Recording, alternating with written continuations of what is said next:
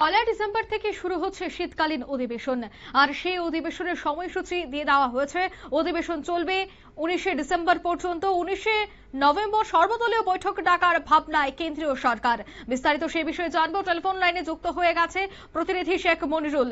মনিরুল, পয়লা December থেকে শুরু হচ্ছে শীতকালীন অধিবেশন, কি জানতে পারছো?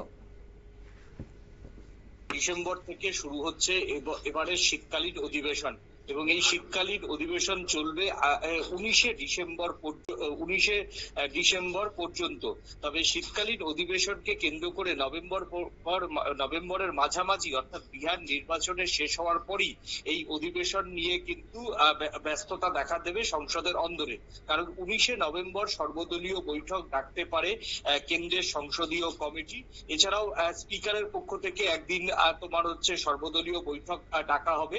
এছাড়াও তোমার হচ্ছে উপরাষ্ট্রপতি বা রাজ্যসভার চেয়ারম্যানের পক্ষ থেকেও একদিন সর্বদলীয় বৈঠক করা হয় এবং এই পয়লা ডিসেম্বর থেকে 19শে ডিসেম্বর পর্যন্ত যাতে সংসদ অচল না হয়, সংসদ যাতে ঠিকঠাক চলে, তার জন্যই এই সর্বদলীয় বৈঠকগুলির আয়োজন করা হয়। এখন দেখার যে পয়লা ডিসেম্বর থেকে এই যে সংসদের শীতকালীন অধিবেশন, এবারের শীতকালীন অধিবেশনে বিরোধীরা একাট্টা হয়ে কটা তোমার হচ্ছে সরকার পক্ষকে কোন কোন ইস্যুতে চেপে ধরে। অন্যদিকে এই পয়লা ডিসেম্বর থেকে প্রায় 19শে ডিসেম্বর পর্যন্ত যে অধিবেশন চলবে, সেই অধিবেশনে 19 দিন ধরে চলা যে অধিবেশন, সেই 19 দিন ধরা চলে অধিবেশনে সরকার পক্ষ কটা বিল পাস করায়, এখন সেটাই দেখার। একদমই ধন্যবাদ।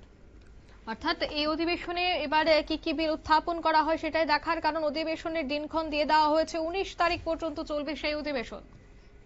নিয়ে নিচ্ছি ছোট্ট একটি বিজ্ঞাপন বিরতির সঙ্গে থাকুন।